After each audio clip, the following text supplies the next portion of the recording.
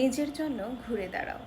জীবনে চলার পথে সবাই পাশে থাকবে না, কেউ হাত ধরে এগিয়েও নেবে না, কেউ মাঝপথে ছেড়ে যাবে।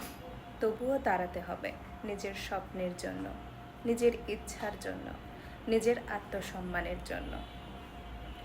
যখন কেউ পাশে থাকবে না, চারপাশ অন্ধকার হয়ে আসবে, তখন নিজেই নিজের আলো হও। ভেতরের কষ্টকে শক্তিতে রূপান্তরিত করো।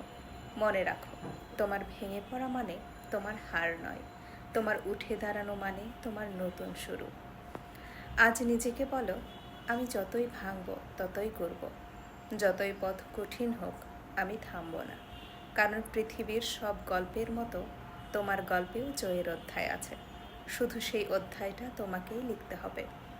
তুমি হয়তো ক্লান্ত, ভেতরে অজস্র কষ্ট, কিন্তু এই মুহূর্তটাই তোমার নতুন শক্তি খোঁজার সময়।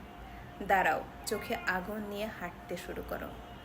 কারণ তোমার গল্পের প্রধান চরিত্র তুমি নিজেই, আর তোমার বিজয়ের অপেক্ষা করছে ঠিক সামনে। জোর করে কোনো কিছু আদায় করতে নেই, বা জোর করে কোনো কিছু পাওয়া যায় না। অবহেলা ছাড়া কিছুই নেই, নাথিং এলস। বন্ধুত্ব, ভালোবাসা, গুরুত্ব, সম্মান, এগুলো অনুভবের বিষয়। এগুলো কারো সামনে বা কারো মনের উপর জোর করে পাওয়ার বিষয় নয়। এগুলো ভিতর থেকে এমনি আসবে। কারো প্রতি নাছোড়বান্দার টান দেখাতে যাবেন না, এতে তার ভাব বেড়ে যাবে আর আপনার কদর কমে যাবে। শেষ মুহূর্তে আপনাকে কোনো পরিকল্পনায় রাখা হলে আনন্দিত হবেন না, কারণ আপনাকে অপশনে রাখা হয়েছিল। এত অবুঝ হলে চলবে না, একটু বিবেক খাটান।